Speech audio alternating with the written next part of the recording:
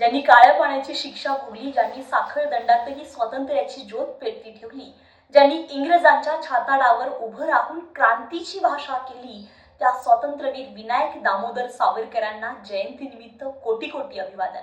आजही देशात एक नाव उच्चारलं की वाद निर्माण होतो. कोणी त्यांना माफीवीर म्हणतं, कोणी हिंदुत्वाचे जनक म्हणतं, तर कोणी त्यांना भारताच्या सर्वात मोठ्या क्रांतिकारकांपैकी एक मानतं. पण एक प्रश्न आहे, जर सावरकर फक्त घाबरलेले असते तर इंग्रज सरकारने त्यांना तब्बल 50 वर्षांची काळ्या पाण्याची शिक्षा का दिली होती? नाशिकच्या जॅक्सन हत्याकांडानंतर इंग्रज हादरले होते. अभिनव भारत सारखी गुप्त संघटना उभारून सावरकरांनी तरुणांच्या हातात क्रांतीची मशाल दिली. लंडनमध्ये बसून त्यांनी ब्रिटिश साम्राज्याविरुद्ध युद्ध पुकारलं.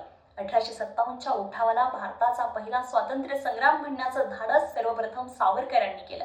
आणि मग त्यांना टाकलं गेलं अंदमानच्या त्या काळ्या कोठडीत, जिथे माणूस जिवंत असतो पण प्रत्येक क्षणी मरत असतो. हो, त्यांनी दया याचिका लिहिल्या, पण त्या भीतीपोटी होत्या का? ती ब्रिटिशांना चकवा देऊन पुन्हा लढण्यासाठीची राजकीय चाल होती.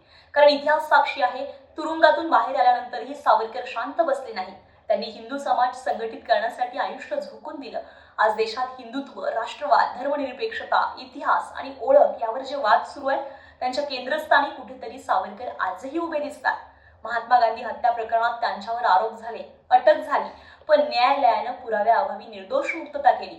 तरी सुद्धा राजकारणात आजही सावरकरांचं नाव घेतलं की वातावरण तापतं. कारण सावरकर हे फक्त व्यक्तिमत्व नव्हते, तो एक विचार होता, एक ज्वाला होती, एक अशी ठिणगी जी आजही राजकारण, समाजकारण आणि राष्ट्रवादाच्या चर्चेत पेटलेली आहे. आज त्यांच्या जयंतीनिमित्त त्यांच्या विचारांशी सहमत असो वा नसो, पण देशासाठी काळ्या पाण्याची शिक्षा भोगणाऱ्या त्या जाज्वल्य क्रांतिकारकाला मानाचा मुजरा करायलाच हवा. स्वातंत्र्यवीर विनायक दामोदर सावरकरांना विनम्र अभिवादन.